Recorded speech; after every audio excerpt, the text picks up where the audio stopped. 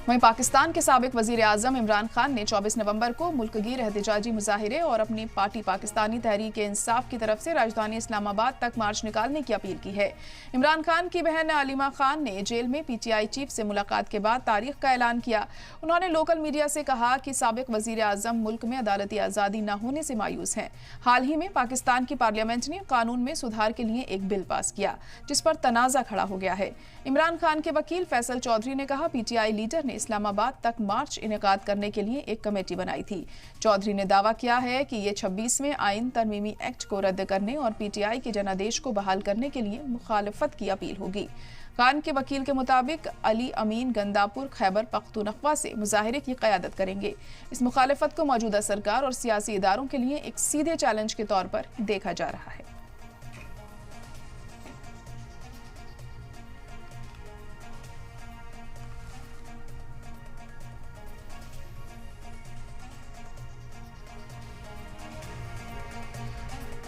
तो अपनी पार्टी से मार्च निकालने की यहाँ पर अपील की गई है। आपको बता दें कि पाकिस्तान के साबिक वजीर आजम इमरान खान ने 24 नवंबर को मुल्कगीर एहतजाजी मुजाहिरे और अपनी पार्टी पाकिस्तान तहरीक इंसाफ की तरफ से राजधानी इस्लामाबाद तक मार्च निकालने की अपील की है। इमरान खान की बहन अलीमा खान ने जेल में PTI चीफ से मुलाकात के बाद तारीख का ऐलान किया।